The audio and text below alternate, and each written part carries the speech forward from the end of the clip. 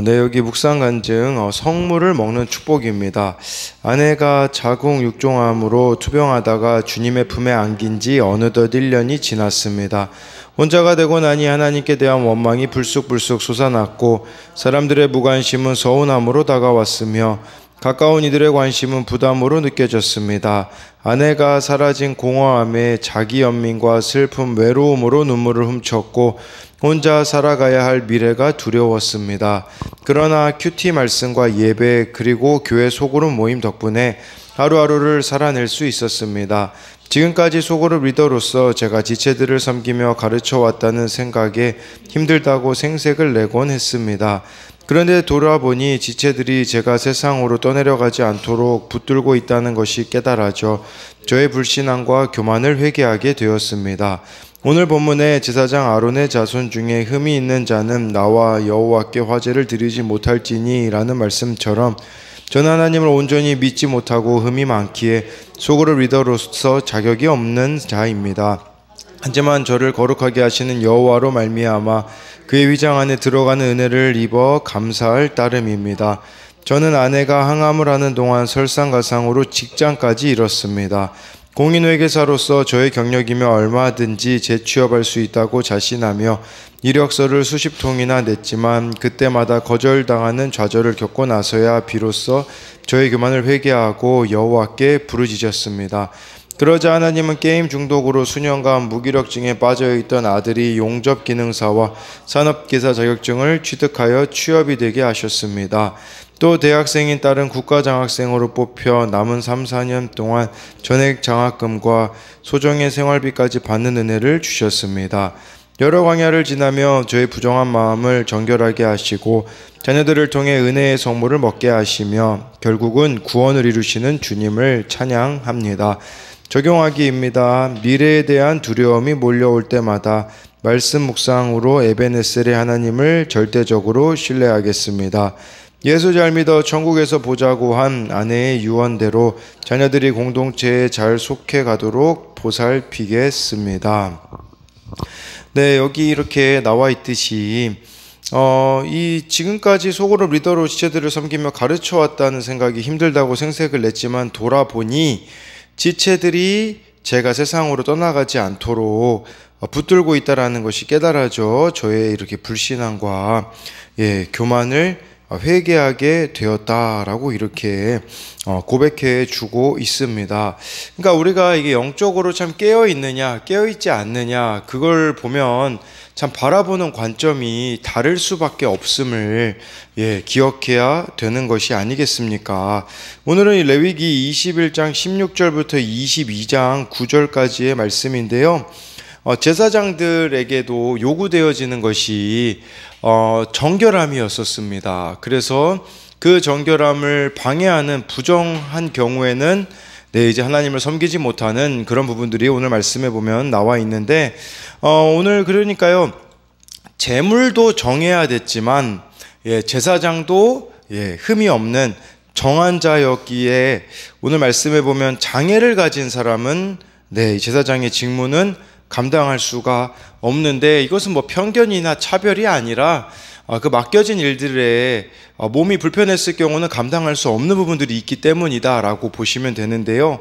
먼저 21장 16절 17절을 보면요, 여호와께서 모세에게 말씀하여 이르시되 아론에게 말하여 이르라. 누구든지 너희 자손 중 대대로 육체에 흠이 있는 자는 그 하나님의 음식을 드리려고 가까이 오지 못할 것이니라 라고 말씀해 주고 있습니다.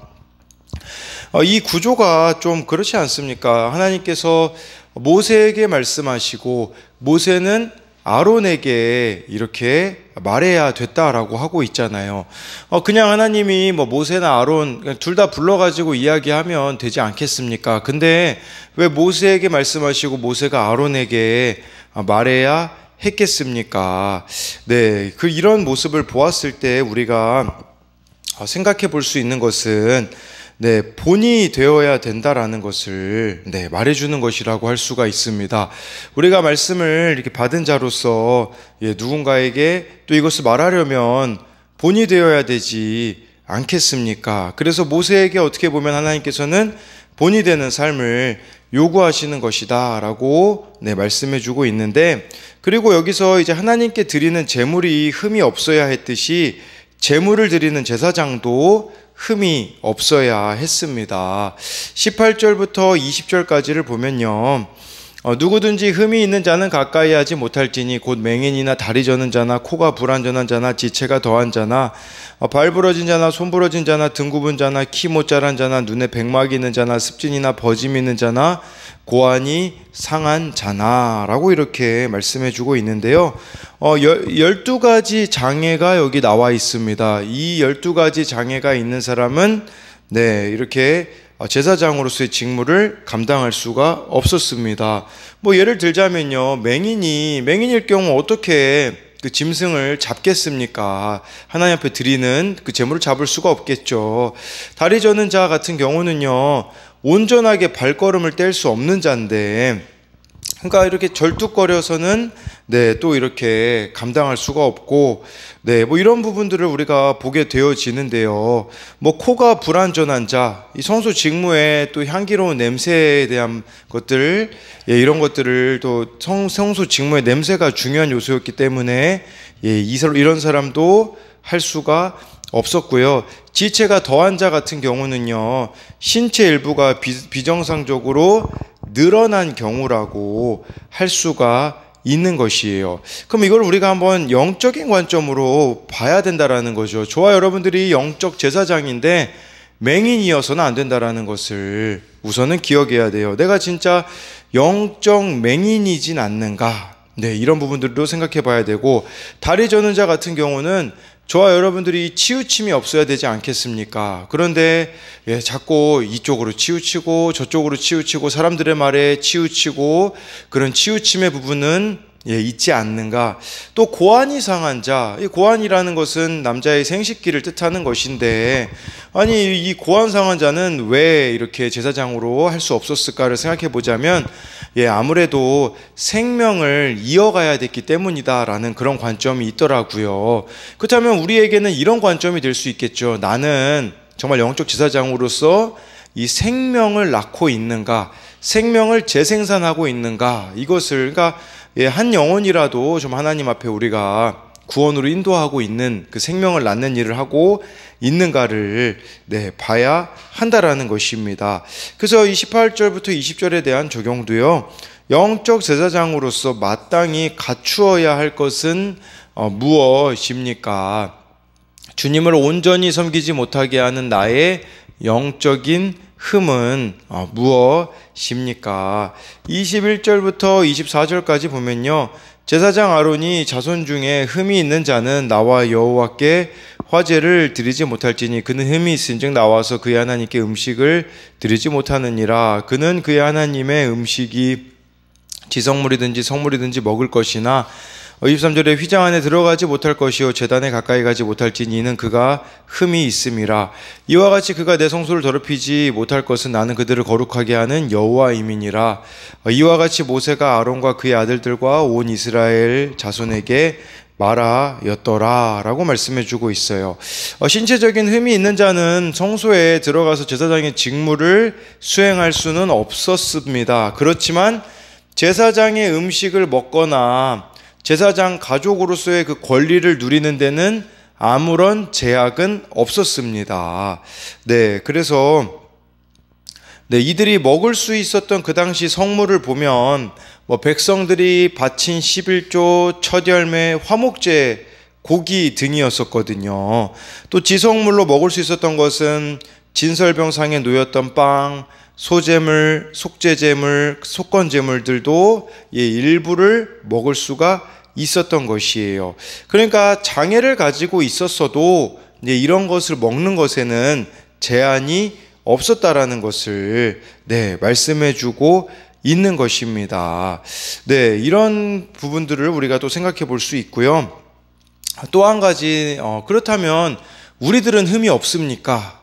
저와 여러분들이 생각해 봤을 때요, 로마서 3장 23절을 보면요, 이런 말씀이 있어요.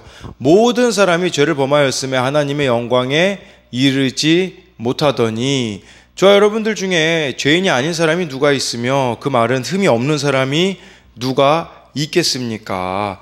그러나 하나님은 이런 우리를 위해 예수님을 보내셔서 예수님의 보배로운 피로 나를 의롭고 깨끗하게 하셨다라는 것을 또 볼 수가 있는 것이요.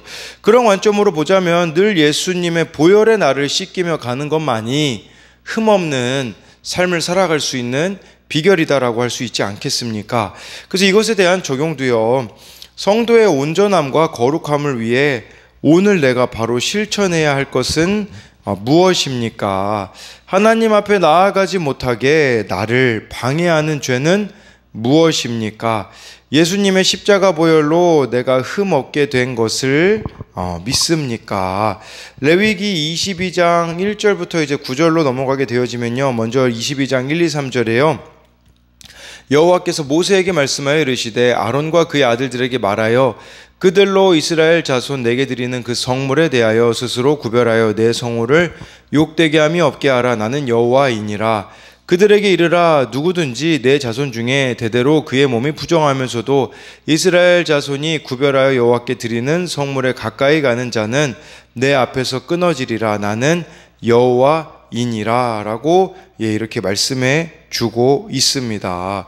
여기서도 동일한 구조입니다. 하나님이 모세에게 말씀하시고 모세는 아론과 그의 아들들에게 말하고 있다라는 것은 모세가 먼저 본이 되어야 했음을 말씀해 주고 있는 것이에요.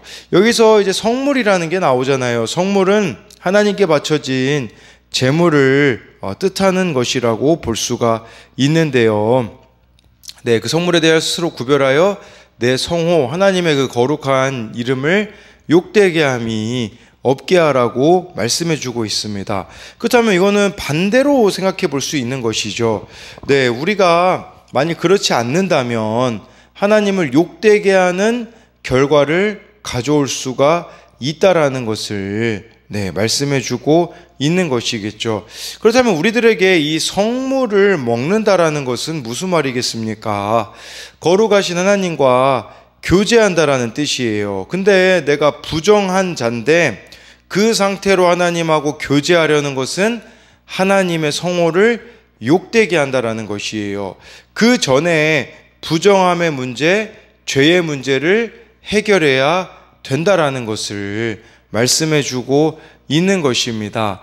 여러분, 우리에게도 다 직분이라는 게 맡겨져 있지 않습니까? 그 직분을 감당하는데 제일 중요한 것은 무엇이겠습니까? 늘 이 죄의 문제, 부정함의 문제를 해결하는 것이라고 봐야 되지 않겠습니까? 그래서요, 이 1절부터 3절에 대해서는 그 모세에게 하나님이 말씀하신 것도 모세가 아론의 아들들에게 말한 것으로 적용 질문으로 보자면, 가정과 직장과 학교에서 하나님의 명령을 전하기 위해 믿는 자로서 본이 되고 있습니까? 정말 하나님의 명령을 전하기 위해서는 우리 한 사람 한 사람이 먼저 본이 되어줘야 함을 뜻하는 것이고, 그래서 모세에게 본이 되라고 모세에게 말씀하신 게 아니겠습니까? 그래서 모세는 그것을 또 전하는 이런 역할을 감당하기 위해 본이 되었을 것입니다. 4절 5절을 보면요, 아론의 자손 중 나병 환자나 유출병자는 그가 정결하기 전에는 그 성물을 먹지 말 것이요, 시체의 부정에 접촉된 자나 설정한 자나 5절에 무릇 사람을 부정하게 하는 벌레에 접촉된 모든 사람과 무슨 부정이든지 사람을 더럽힐 만한 것에게 접촉된 자라고 이렇게 말씀해 주고 있는데요. 나병 환자, 유출병자는 정결해질 때까지 성물을 제사장이 먹을 수 없다라는 것입니다. 또 시체의 부정에 접촉된 자, 설정된 자, 사람을 부정하게 하는 벌레에 접촉된 자도 부정에 접촉된 자 등이 다 정결하게 되기까지는 성물을 먹을 수가 없다라고 하는데, 이것은 어떤 장애나 이런 거라기보다는 이렇게 정결한 이후에 이것은 참여할 수 있는, 아까 21장에 나와 있는 것은 그것은 회복이 어떻게 보면 안 되는 거였었잖아요. 근데 여기 나와 있는 것들은 어느 정도 회복이 될 수 있는 부분들을 말씀해 주고 있는 것인데, 생각해 볼 수 있는 것은 그거죠. 이 부정함이라는 것을 여기 나와 있잖아요. 5절에 무슨 부정이든지 사람을 더럽힐 만한 것에 접촉된 자라는 것은 부정함은 쉽게 전염된다라는 거죠. 우리도 사실 정해지는 것보다 부정해지는 것에 더 쉽게 끌릴 수밖에 없습니다. 사람은 좋은 일보다는 나쁜 일에 더 쉽게 끌리지 않습니까? 그렇기에 내가 죄에 물들지 않게 자신을 지켜야 하고, 나로 인해 이 거룩한 공동체가 죄에 빠지지 않도록 철저히 경계해야 된다라는 것입니다. 네, 그래서요, 이것을 좀 보면서 우리가 생각해 볼 수 있는 말씀은 마가복음 9장 47절에요. 예수님이 이렇게 말씀하셨어요.